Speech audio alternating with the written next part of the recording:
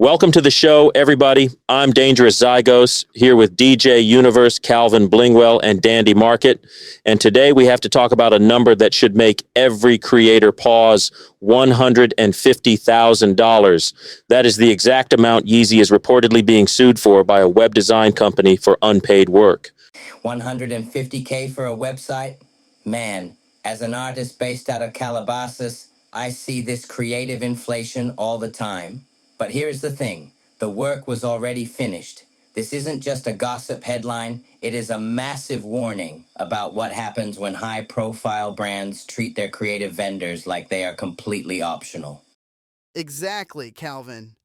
As a music manager and producer, I see this daily.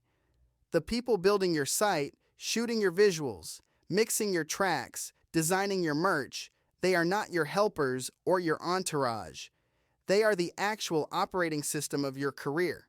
If you don't pay them, your entire machine starts leaking trust, and in this industry, trust is the only real currency you have. Look, I had to stay lit to survive, and let me tell you, when you are on the streets or in the studio, your name is your credit. You can have 10 million followers, but if you get a reputation for dodging invoices, the street gossip spreads fast.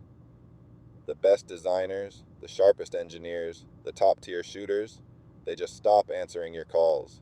And that is the operational bottleneck. As a CEO, I look at cash flow and contract execution. When you default on a $150,000 vendor bill, you aren't saving money. You are destroying your supply chain. But let's be real here. Is this purely an artist discipline problem, or does the music business itself condition artists to improvise until their books are an absolute disaster? It is definitely the system, Zygos. Coming up through LSU and managing my own music now, the industry teaches you to fake it till you make it. You are told to project wealth, to throw money at the vibe, and worry about the math later. The label structure historically hid all the back-end accounting, so artists never learned how to run an actual business. I hear you, Calvin, but I don't buy that as an excuse anymore. We are in the independent era. If you have the agency to sign a contract for a six-figure website, you have the agency to hire a bookkeeper.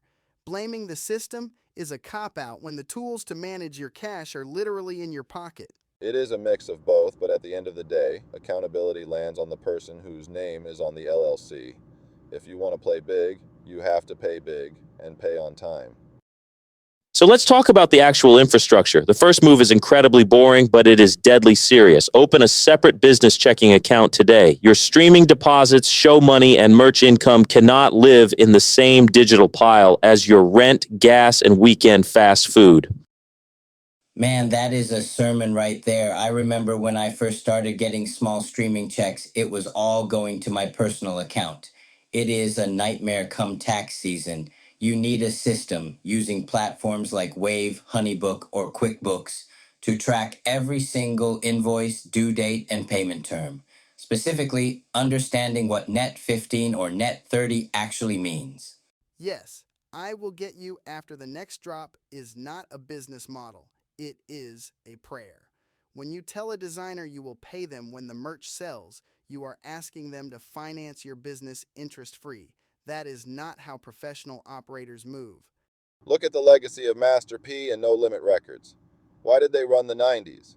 Because P ran it like a military organization. Loyalty had a clear, defined structure, and paying people on time kept the entire tank moving. Contrast that with artists today who post videos with stacks of cash on Instagram but dodge a $500 invoice from their graphic designer. It is clown behavior. It really is. And when you look at someone like Isaiah Rashad, his whole journey, even referencing themes like "it's been awful," it shows what rebuilding trust looks like. It is not just about making great music again. It is about re-entering the ecosystem with better infrastructure, clearer accountability, and showing the creative community that you respect their time and labor. That is the ultimate transition. Let's put a hard number on it. Once your monthly creative revenue starts crossing roughly $2,000, it is time to stop playing accountant. You need to bring in a business manager or a certified professional, the artist who understands publishing, clean LLC structures and disciplined bookkeeping is the only one who gets to keep the money long enough for it to actually become generational wealth. Facts. Don't let your creative legacy get killed by an unpaid invoice. Build the foundation first. Keep it real, keep it professional, and keep those books clean. That is our time for today. We will see you on the next episode.